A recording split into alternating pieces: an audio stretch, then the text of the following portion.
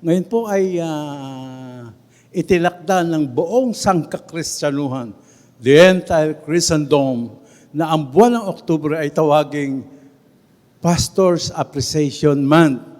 Sa atin, ang tawag natin, ang tema natin ngayon, mga kapatid, ang tema ng gagawin natin pag-aaral ay Pastor's Appreciation Sunday.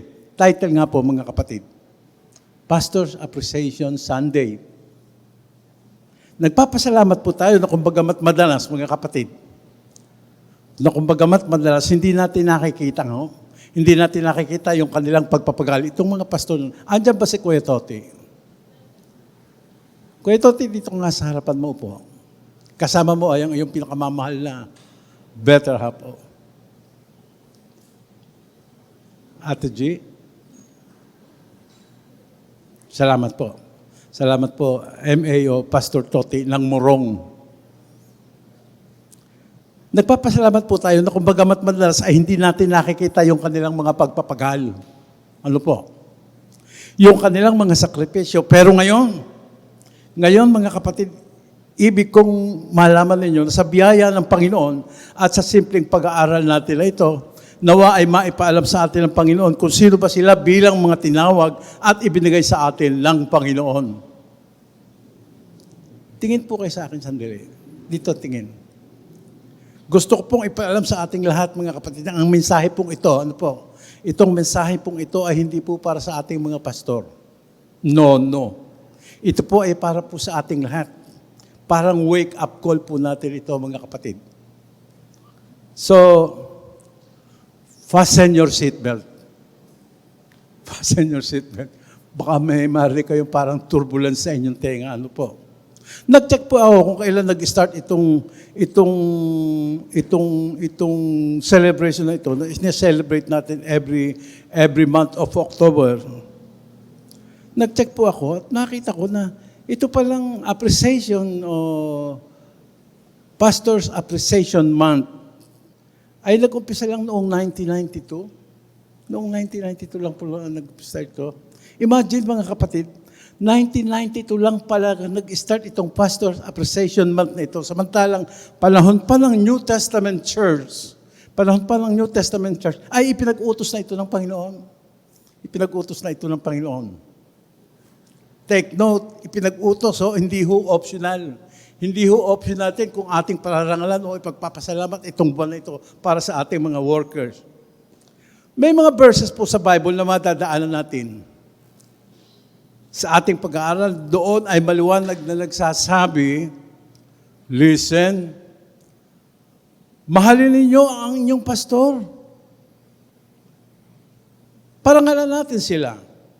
Kilalanin natin sila at bigyan ng pinakamataas na paggalang, respeto ang mga namumuno sa atin kasama ang kanyang family. Why? Bakit? Ano ba ang kahalagahan ng instruction na iyon ng Biblia? Gaano ba kahalaga yung instruction na iyon ng Biblia na huwag natin kalilimutang mahalin, parangalan, bigyan ng pinakamataas na respeto ang ating mga pastor? Sa Hebrews 13:17, buksan po ninyo ang inyong mga Biblia. Kung malinaw po ninyong nababasa, basahin po natin. At i-absorb po natin mabuti mga kapatid kung ano ang sinasabi nito. Ipinag-uutos na talata, lalo na, kung ano ang sinasabi ng ipinag-uutos ng talata, lalo na yung mga naka-highlight ng mga salita, mga kapatid. Ang sabi po ng talata, obey your spiritual leaders. Sabihin nga natin, obey. Obey. Thank you. Follow their orders. Sabihin natin, follow. Okay, salamat. Their work is to watch over your soul without resting. Hindi daw nagpapahinga, kaya pala si pastor madalas atakihin. Ano po? Since they must give to God an account of their service, ipagsusulit daw po nila, nagsusulit daw po ang ating mga gawang ito sa panahon na sila ay haharap sa Panginoon. If you obey them, next slide please. If you obey them, they will do their work gladly. If not, they will do it with sadness, and that will be of no help to you. Basahin po natin between the lines. kung ano ang ibig sabihin ng sinasabing yun. If you obey them, they will do their work gladly. If not, they will do it with sadness. And that will be of no help to you. Ano ba ang aplikasyon noon, mga kapatid? Kapag ang pastor ay may itinatagong lungkot sa kanilang mga puso. Listen, pagkaka ang pastor ay may itinatagong lungkot sa kanyang puso dahil samantalang siya ay tumutupad ng kanyang tungkulin, ay naroon naman sa atin ang hindi pakikiisa at pagsunod.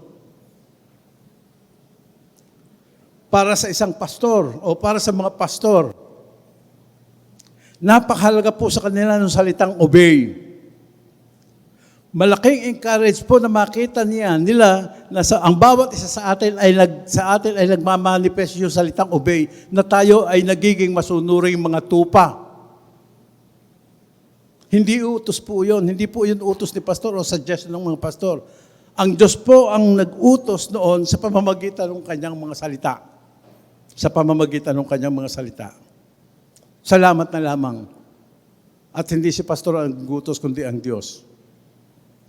Sa ibang version, ang sabi, give them the reason to do their duty with joy and not with sorrow. So kung ang katungkulan po ng isang pastor bilang isang shepherd, kung ang katungkulan po ng isang pastor bilang isang shepherd, tagapag-alaga ng tupa, ay pangalagaan at pakaingatan ang mga tupa na ipinagkatiwala sa kanila ng Panginoon, ang isa naman daw pong mahalagang obligasyon natin ay ibinigay sa kanila ang lahat ng dahilan na makapag-encourage sa kanila, makapagpapasigla sa kanila sa pagganap nila ng kanilang tungkulin na kanilang sinumpaan sa harap ng Diyos. Sumumpa po sila sa harap ng Diyos, mga kapatid. So meaning, under oath po pala yung kanilang ginagampanan na duty sa church. And we are being reminded as believers, we ought to cooperate in the spirit of love and submission. Ang sabi po ng talata, they are accountable to God. Meron po silang pananagutan sa Diyos. So, ako lang ito, mga kapatid, kung ako bilang isang individual na member ng church na ito, ay may responsibility si pastor, isa lang ako. Isa lang ho ako. Ilan ho ba tayong lahat sa loob ng church na ito? Ilan ba tayong lahat na iniatang ng Diyos sa balikat ng ating pastor? So, kaya magandang malaman natin, mga kapatid, kahit sino ka man sa loob ng church na ito, ulitin ko, magandang malaman natin na kahit sino ka man sa loob ng church na ito, kasama po kayo, kasama tayong lahat na pinagtagubilan ng Diyos kay pastor, alagaan mo sila, pakaingatan mo sila, akayan mo sila lagi sa sariwang pastulan at painumin sa malinis na tubig ng batisan. Hindi nyo ba nararamdaman yun, mga kapatid? Hindi nyo ba dapat ipagpasalamat sa Panginoon yun? Hello, mga kapatid. Gising pa po ba kayo? Reminder, mga kapatid,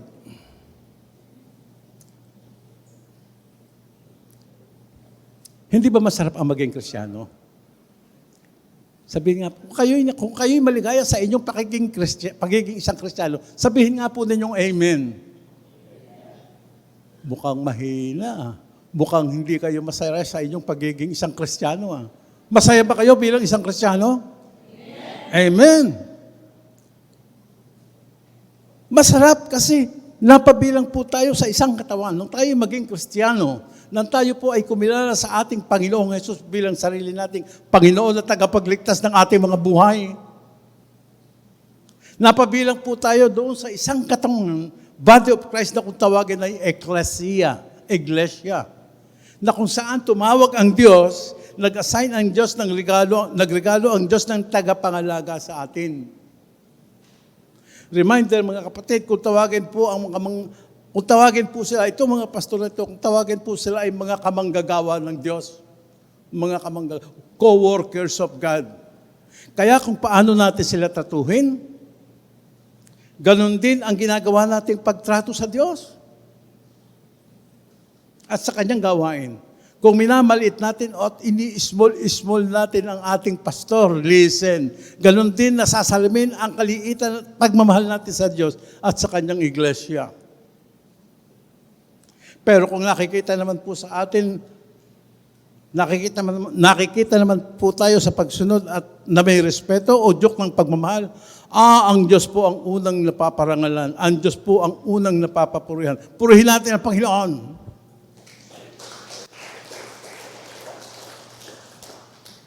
Sino ba yung tinawag? Sino ba yung mga itinalaga? Sino ba yung niregalo ng Diyos sa atin para maging ating pastor, mga pastor?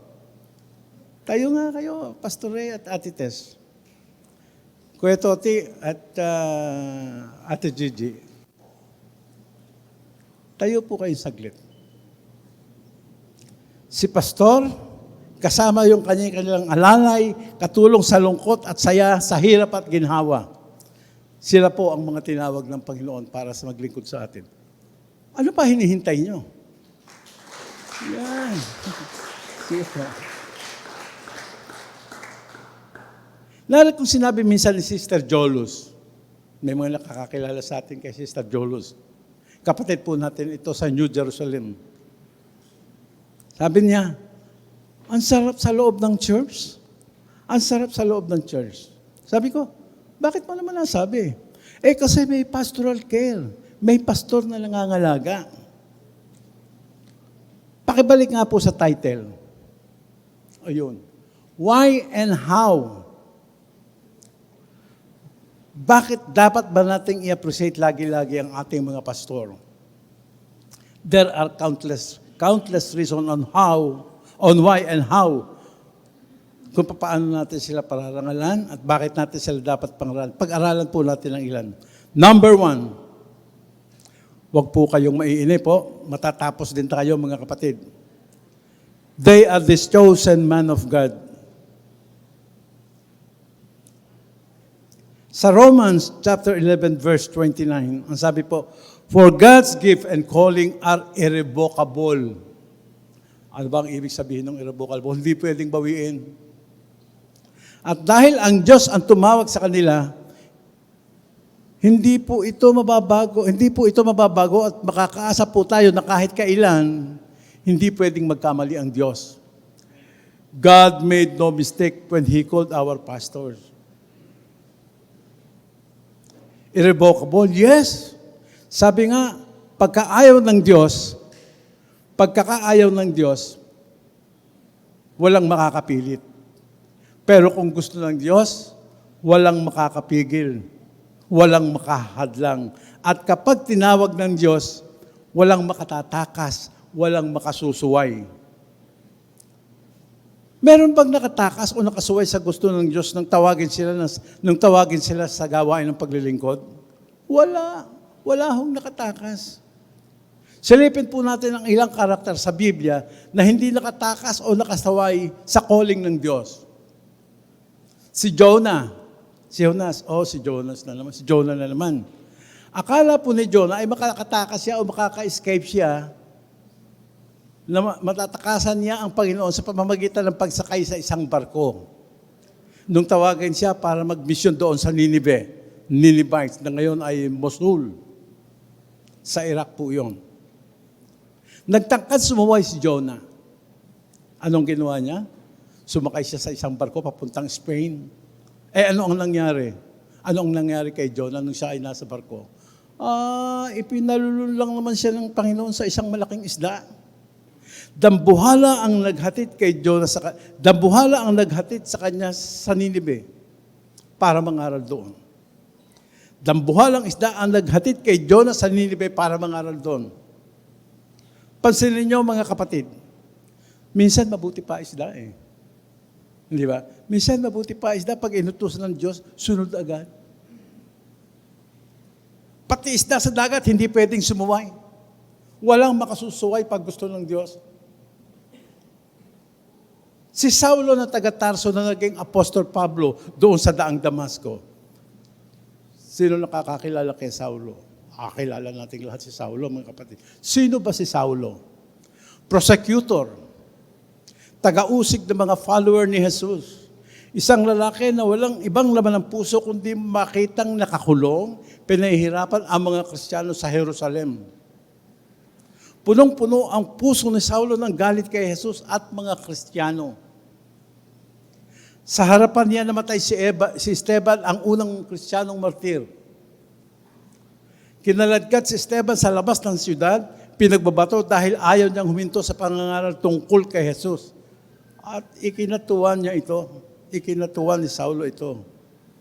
Bago malagot ang hininga ni Esteban, samantalang nakatingala siya sa langit ay sumangaw siya ng isang malakas. Ang sabi, Panginoon, huwag mo pong ibintang sa kanila ang mga kasalanang ito. Prayer of forgiveness. Yan po ang Kristiyano. Masaya si Saulo sa pangyayaring iyon. And from there mga kapatid, sundan ninyo ang storya. And from there, sinimulan niyang maglakbay papuntang Damasco. From Jerusalem, naglakbay po si Saulo papuntang Damasco. May dala-dala siyang warrant of arrest galing sa mga saserdote. Samantalang siya ay naglalakbay papuntang Damasco para usigin at dalhin bihag ang mga Kristiyano na nagsitakas, na nagsilikas dahil sa panahon ng patinding pag-uusig. Sa daan ay may na-encounter si Saulo, isang matinding liwanag na kasi silaw na liwanag at nagpasubsob sa kanya sa lupa. Binulag siya ng Diyos for 3 days. Binulag siya ng Diyos for 3 days. Kinausap siya ni Jesus samantalang wala siyang nakikita. Wala siyang nakikita, parang ako. Kaya lang ako nakikita kayo lang ang nakikita ko sa harap ko. Ang sabi ng Panginoon, listen, Saulo, bakit mo ba ako pinag-uusig? Saulo, why are you persecuting me? Dalawang ulit na binigkas ni Jesus ang kanyang pangalan. Bakit? Kasi napaka-importante ng sasabihin sa kanya ni Jesus. Hindi naman po talaga kilala ni Saulo si Jesus Perhaps noon lang niya narinig ang boses ng Panginoon. Basta ang alam lang ni Saulo, si Jesus ay isang kriminal na nagkakalat ng masamang balita at turo na nagiging banta o threat sa relihiyong Judaismo, sa relihiyon ng mga Hudyo. Yan ho ang propaganda ng simbahan noon. Sumagot si Saulo at ang sabi ni Saulo, sino ba Panginoon? Ganon ba ang pagkakasagot ni Saulo? Yes! Ganon ho ang pagkakasagot ni Saulo ayon sa pagkakasulat. Pero lalagyan ko po ng kumpletong intonation. Sarili ko pong komentaryo ito, mga kapatid. Sarili ko pong komentaryo ito. Sumagot si Saulo, kumbaga sino ka baga? Panginoon? Kumbaga sinasabi niya, Panginoon, ikaw ba yan? Lord, is that you? Alam ni Saulo, yes, aware siya na mayroong Panginoon. Pero ang problema, hindi niya alam na ang Panginoon ay si Jesus. Saulo didn't know that Jesus is the Lord. Ang sabi ng Panginoon, ako nga, si Jesus. Si Jesus na iyong pinag-uusig. Binalidate ni Jesus, yes, ako nga. A sudden moment of conversion. From Saul to Paul. Mula sa pangalang Saulo ay naging Apostol Pablo. From Jesus hater to Jesus lover. At nung siya'y nasa Damasco, nahatid siya nung kanyang mga kasama sapagkat siya ay bulag Inutusan ng Panginoon ang lalaki si Ananias. Ang sabi ng Panginoon kay si Ananias, Ananias, puntahan mo si Saulo na ngayon ay Pablo na. I-lay hands mo siya para manumbalik ang kanyang paningin. Acts 9:15, ang sabi po ng Panginoon kay Ananias, puntahan mo siya. Bakit? Siya ay sisidlang hirang sa akin. Sisidlang hirang. Ewan ko po kung naintindihan ng mga kabataan ito. Sisidlang hirang sa akin. Nagbabantulot, hesitant si Ananias. Ang sabi niya, Panginoon, malupit po iyang si Saulo. Panginoon, malupit po iyang si Saulo sa mga Kristiyano. Walang habag yan sa iyong mga banal na kanyang inuusig sa Jerusalem. Marami pong pinahirapan yan at ipinabilanggo. Doon sa katwirang iyon ni Ananias, doon sa reason na iyon, nagbago ba isip ni Jesus? Ay, hindi. Ang sabi po ng Panginoon, puntahan mo. Go, for he is my chosen instrument to serve me, to take my message to the Gentiles and to the people of Israel. Puntahan mo siya. Sapagkat si Pablo ay gagamitin kong isang instrumento para magdala ng aking balita ng paglilikas sa mga taga-Israel at sa lalo na sa mga Hentil. Pinili ko siya para magdala ng aking mensahe sa mga Gentiles. Marami po akong narinig na personal testimony ng mga lalaki, wala namang kabalak-balak pumalaot sa pastoral ministry. Dahil alam nila na ang pagiging isang pastor ay hindi lang para magbitbit ng Biblia at magbasa nito. No. Iniwan nila ang mga universidad, mga personal na pangarap na makatapos ng pag-aaral sa kolehiyo para sa kanilang kinabukasan. Pero makita nila ang kanilang mga sarili na isang araw, ang mga sarili nila na naka-enroll sa paaralang pang-Biblia, mga Bible schools and seminaries. Sinuway nila ang sariling damdamin, nagawa nilang talikuran ang kanilang mga personal na pangarap. Bakit? Dahil samantalang sila ay nasa mga secular school. Pakinggan po ninyo mga kapatid, totoo po itong mga testimony na narinig ko sa maraming mga pastor. Dahil nung sila ay nasa secular school, ang sabi nila, hindi raw mapanuto ang kanilang mga kalooban. Meron daw silang hindi maipaliwanag at hindi maintindihang bagay na ayaw tumigil ng pagkatok sa kanilang puso at isipan. Ginigiyagi sila sa kanilang kalooban at isipan. Matatapos lamang ang bothersome feeling na ito. O matatapos lang ang bothersome feeling na yon pagkakanaakay na sila ng kanilang mga paa kung saan gusto ng Diyos na puntahan nila. Saan sila pumunta? Sa Bible School o Training Institute para maging worker, para maging manggagawa sa ubasan ng Panginoon. Doon po sa amin sa Kalumpit, sa May Sulaw. Sa Bulacan yun. Bulacan yun si Pastor. So alam niyo na kung bakit puyat na lalaki si Pastor. Oh. Alam niyo na kung bakit gwapong-gwapo si Jeff. Taga-Kalumpit po yan.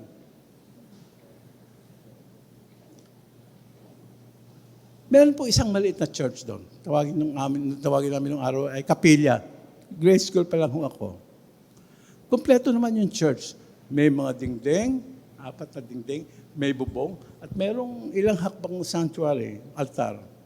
Ang problema mga kapatid, ang flooring o sahig ng kanilang sambahan ay lupa. Nakakaawa yung church. Lupa. Pagka umuulan, ay naglulusak at nagbahabahain sa amin sa Kalumpit. Naglulusak yung sahig ng church, lupa kasi. Minsan na nag-usap-usap ang member ng board. Yun pong member ng board, yun na rin ang member kasi ilan lang naman sila. At napagkasunduan na yung floor ng kapilya ay gagawin ipasisimento. Gagawin konkreto. Ang problema, itong mga finance team, sila Ate Elsa, sila Jet, sila Kay, kumbaga sa atin, parang ganun. Walang budget. Kakaunti lang, kapos. Kapos ang budget.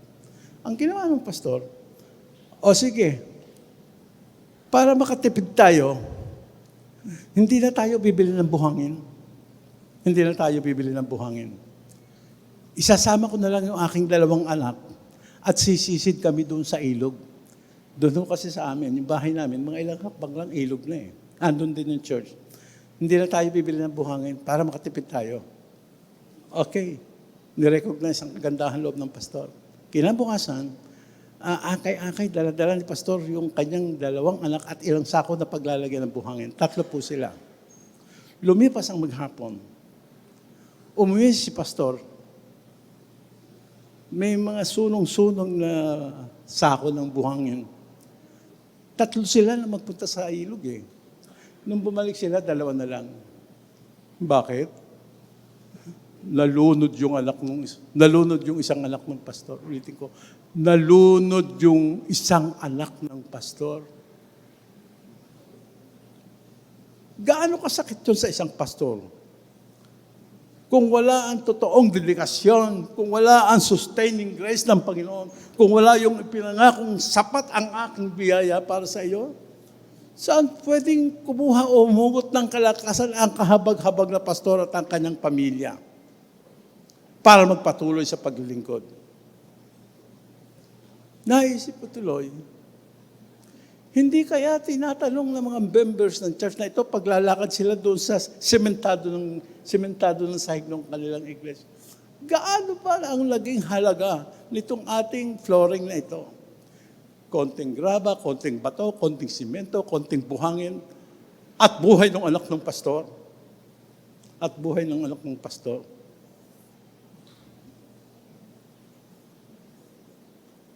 Yung isang anak, tuloy ko yung kwento. Yung isang anak, nagkaroon ho ng chance na mag-aral sa Manila.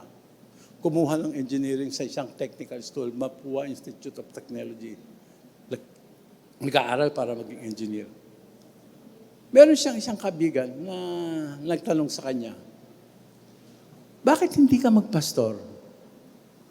Alam niyo ang sagot ng anak ng pastor? Hindi pa ako naloloko.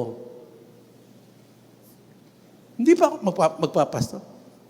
Hindi pa ako naluloko, no? At lumipas ang ilang mga taon. Nagkita uli sila ng kaibigan niya. Nagkita sila sa loob ng church na kung saan siya ang nagpapastor. Ang sabi ng kaibigan niya, kala ko ba ayaw mong magpastor? Naloko na ako. Appreciation Sunday ho ngayon. Enough na ba? Enough na ba mga kapatid yung isang araw para maipakita natin sa mga pastor na ito na walang kailangan kahit mag-wish ng buhay kung ano man ang maging kalooban ng Diyos samantalang ginagalap ko itong aking paglilingkod na sinumpaan ko sa harap ng Diyos. Pangalawang why na dapat nating i-appreciate ang ating mga pastor. They are God's gift to the church. Again, Romans 11:29. God's gift and calling cannot be withdrawn. Hindi daw po mababawi. Same thing, ang regalo po ng Diyos sa Iglesia ay irrevocable din. Kung hindi po ito babaguhin ng Diyos, ay lalo naman po tayo na walang karapatang magbago nito o magpalit ng regalong ito ng Diyos. Kaya tigilan na po natin at alisin sa ating isipan, mga kapatid, na magpalit tayo ng mas gwapong pastor, ng mas magandang lalaking pastor. Wala na po tayong makikita. Nag-iisa lang po yan. Kahit itanong nyo kay Ate Tess, kahit itanong nyo kay Ate Gigi. Ang Diyos lang ang nakakaalam kung dapat palitan at Diyos lang ang may karapatan na magdesisyon. Hindi po tayo. Madalas ko po itong sabihin, gusto kong marinig din yung lahat, madalas ko po itong sabihin, dapat ipinagpapasalamat natin ang ating pastor. Dapat ipinagpapasalamat natin sapagkat sa dinami-dami ng tao sa mundo, si Pastor pa ang pinili ng Diyos para ibigay sa atin na regalo. Palakpakan nga natin ang Panginoon.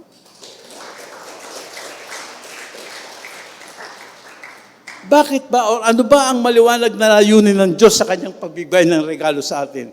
Ephesians 4:12. Ang sabi ganon, Christ gave this gift to prepare God's holy people for the work of serving and to make the body of Christ stronger.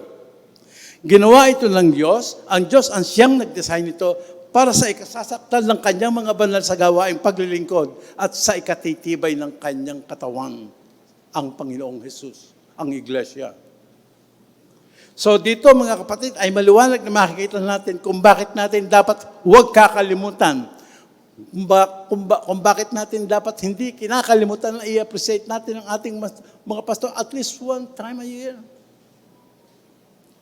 Una ay dahil pinili sila ng Diyos, tinawag sila ng Diyos, iniregalo sila ng Diyos sa atin, at dahil doon sa ikatlong dahilan. Ang ikatlong dahilan, number 3, they are shepherds after God's own heart. They are shepherds after God's own heart. Ang pastor na ibinigay sa atin ay galing mismo sa puso ng Diyos.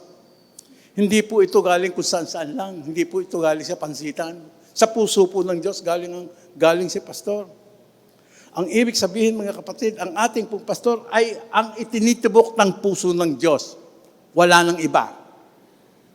Jeremiah 3:15, sabi nga nun, I will give you pastors according to mine heart, which shall feed you with knowledge and understanding. Binigyan po tayo ng pastor ng Panginoon, hindi po ayon sa kung anong klase ng pastor ang gusto natin, ang masusunod. Kumbaga sinasabi natin, dapat ang pastor natin at least 5'9". Tall, dark, and never mind. Malapiolo. Bala John Lloyd lang ayaw niyo pa. Hindi po ganoon, hindi po ayon sa sarili nating standard, hindi po ayon sa sarili nating standard, kundi ayon sa gusto ng Diyos at naaayon sa ating pangangailangan according to our need. Ano ba ang primary need ng church? A pastor that will feed us knowledge and understanding. So in recap, mga kapatid, kaya natin dapat parangalan at i-appreciate ang ating mga pastor ay dahil sa Diyos ang tumawag, Diyos ang pumili sa kanila, ang Diyos ang nagregalo sa kanila, sa Kanya sa atin, at ang ating pong pastor ay galing sa puso ng Diyos. At lahat ng kanilang ginagawang paglilingkod sa atin ay nakapokus, nakakonsentrate doon sa mandate at laman ng puso ng Diyos. Ang tayo'y pakainin, busugin ng karunugan at kaunawaan sa Kanyang mga salita. Sa Kanyang mga salita. Nagkakaintindihan po ba tayo, mga kapatid? Now, paano naman natin mapararangalan at ma-appreciate ang ating pastor? Why? And now, how? Marami pong kaparaanan kung paano natin maipadadama sa ating mga pastor ang ating appreciation, pagmamahal sa ating pastor at sa kanyang pamilya. Magbibigay po ako ng ilan. At kung ako po ang tatangunin, kung ako po ang masusunod, ito po ang aking gagawin. Sana kaisa ko kayo ng damdamin. First and foremost, support their financial and material necessities. Mga kapatid, pakinggan po ninyo. The pastor's duty is to take care of his church. And the church obligation is to take care of their pastor's necessity. And to take care of their pastor's necessity. Ang katungkulan daw ng pastor ay pangalagaan, turuan, gabayan, payuhan at pakainin ng pagkaing pangkaisipan ang iglesia. Tayo po yon. Sa kabilang dako, obligasyon naman natin bilang miyembro ng church na ito na itaguyod o provide ang pangailangan ng ating pastor. Yes, ang Panginoon ang totoong nagkakaloob ng lahat. Ang Panginoon ang totoong nagkakaloob ng lahat. Pero tayo po, na pinagpapala ng Panginoon ang kanyang gagabiting instrumento. 1 Corinthians 9:14, ang sabi po, in the same way, the Lord has commanded that those who preach the gospel should receive their living from the gospel. Sa Galatians 6:6, ang sabi, dapat bahagi ng lahat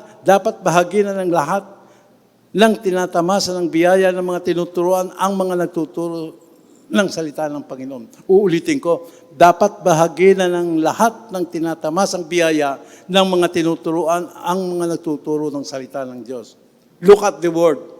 Ipinag-utos po ito ng Panginoon, hindi po ito sariling kagustuhan ng pastor. Alisin po natin sa ating isipan na kaya po namin ito pinangangaral ay para pilitin kayo o kaya ay gusto lang ng pastor na sundin natin yung mga bagay na gusto niya na gawin ng church for his own benefit. No. Ay hindi po ito kagustuhan ng pastor. Alam naman natin, mga kapatid, na walang pastor. Alam natin, mga kapatid, na walang pastor. Ewan ko sa ibang churches. Pero dito po sa atin, I'm talking about our pastor, na kahit kailan, hindi po sila magsasabi ng kanilang kalagayan kahit nagaano sila kagipit. Hindi po magsasabi ang pastor ng kanilang sitwasyon na sasabihin ang kanilang pangangailangan na para bagang nagpapaawa effect sila. No, huwag po nating hintayin yun, mga kapatid.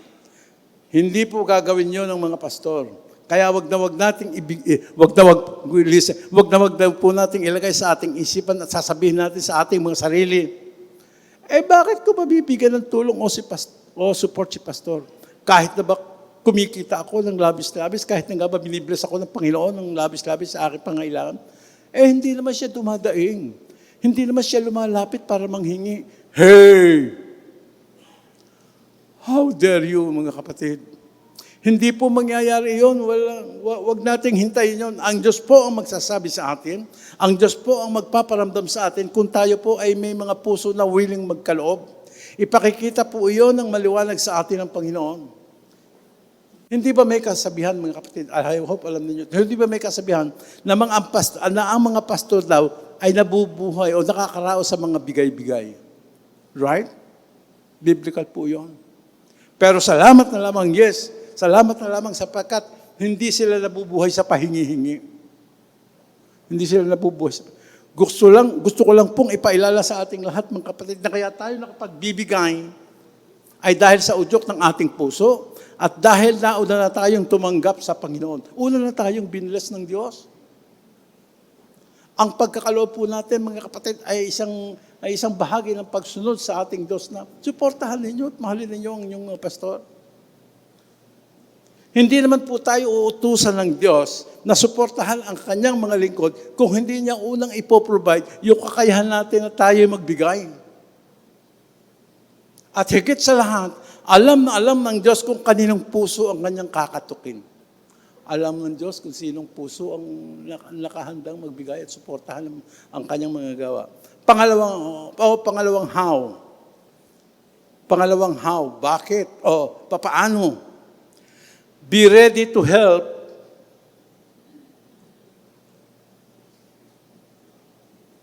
in carrying your pastor's load. Dapat daw ay lagi tayong handa na tulungan ng ating pastor sa mabibigat na kaatang sa kanyang balikat. Hindi po kakayanan ni pastor ang lahat ng mabibigat na dalahin, mga kapatid. Kailangan niya po ang ating pagtulong.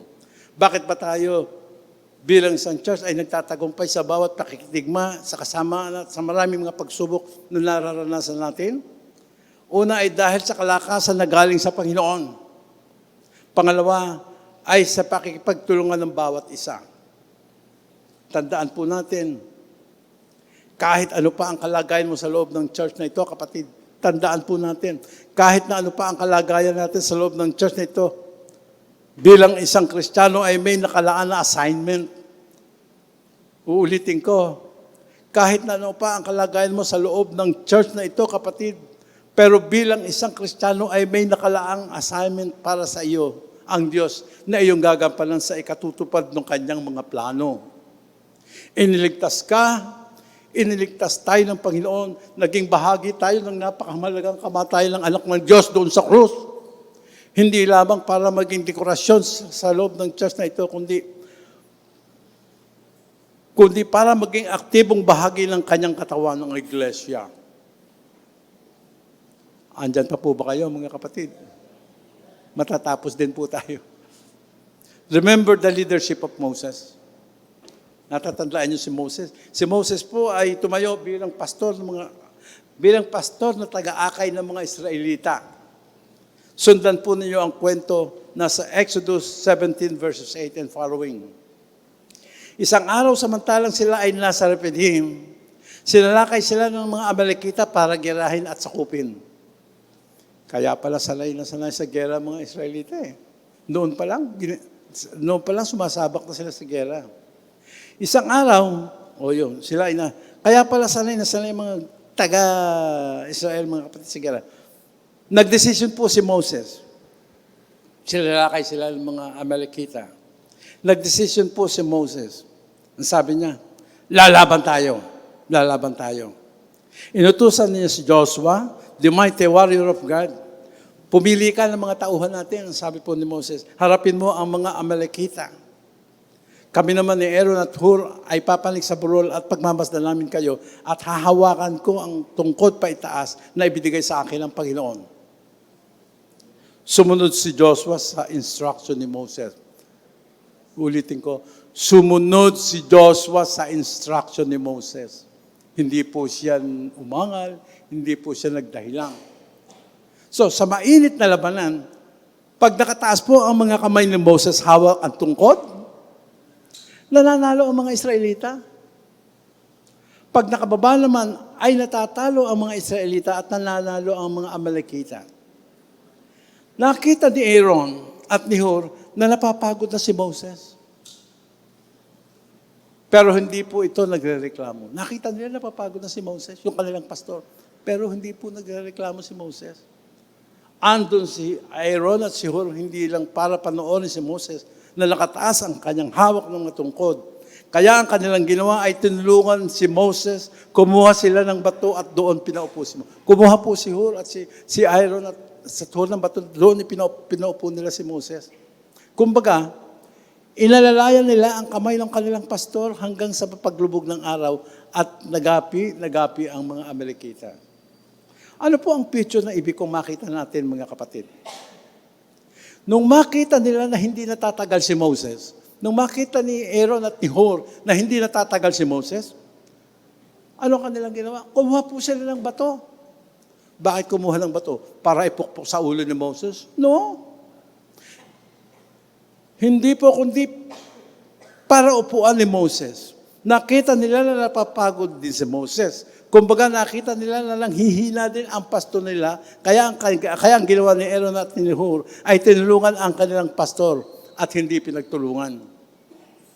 Hinawakan, inalalayan ang kamay ni Moses para manatili itong nakataas habang hawak-hawak ang tungkod until the war is over. Mga kapatid, tayo po bilang isang church, tayo po bilang isang simbahan.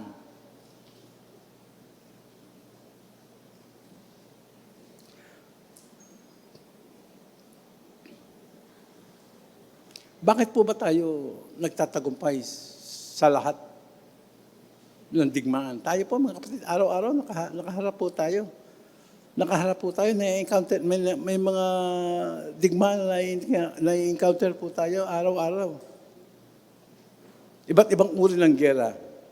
At kaya po tayo nagwawagi, una ay dahil sa tungkod o kapangyarihan ng Diyos sa pagtulong at pag-alalay natin sa kamay ng ating pastor na napapagod din. Dapat alam natin to mga kapatid. Last but not the least, maintain your respect and confidence in His leadership. In His leadership. Mahalaga po ito bilang pagpapakita ng ating appreciation sa hirap at pagod ng ating mga pastor. Manatili daw po tayong nagtitiwala sa leadership ng ating pastor, firm to the end. Sabi nga, the pastor is a leader led by the Spirit of God. Huwag daw po tayong mawawala ng confidence at respeto sa kanila no matter what. Hindi din dapat nababawasan ang ating pagtingin at pagmamahal sa Kanya at sa Kanyang pamilya bilang tinawag, pinili, inregalo sa atin ng Diyos na galing po sa Kanyang puso. Itong para maging pastor ng ating simbahan. Ang pagwawakas na tagubilin ni Paul sa mga Thessalonian believers na pinagpapastoran ni Timothy. 1 Thessalonians 5:12. Matatapos na po tayo mga kapatid. Slide please. 1 Thessalonians 5:12. Mga kapatid, ipinamanhik namin sa inyo. Ipinamanhik namin sa inyo mga kapatid. Igalang ninyo ang mga nagpapakahirap para sa inyo sa pamamahala at pagtuturo alang-alang sa Panginoon. Pag-ukulan nyo sila ng lubos na paggalang at pag-ibig dahil sa kanilang magawain. Mabuhay po kayo sa kapayapaan. Tayo po ay isang pamilya, mga kapatid. Pakinggan niyo mabuti. Tayo po ay isang pamilya na nagmamahalan sa loob ng tahalang ito ng Diyos. At wala po tayo makikita na kahit isang pamilya na hindi nagkakamali. Wala pong pamilya na walang kapintasan. Lahat po ng pamilya, kasama po tayo doon. Ang mga anak, nagkakamali sa kanilang mga magulang.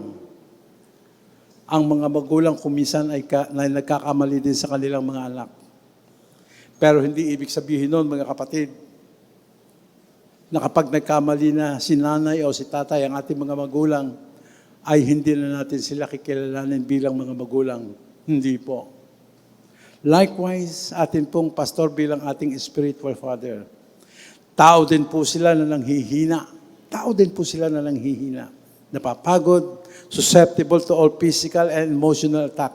Pwede po silang magkamali. Yes, pwede po silang magkamali. But above all, ulitin ko, above all, hindi dapat mawala ang ating pag-unawa, paggalang, pagmamahal, pagtitiwala sa kanilang leadership. Church, listen. Listen, church. Love your pastor. Honor them. Appreciate them.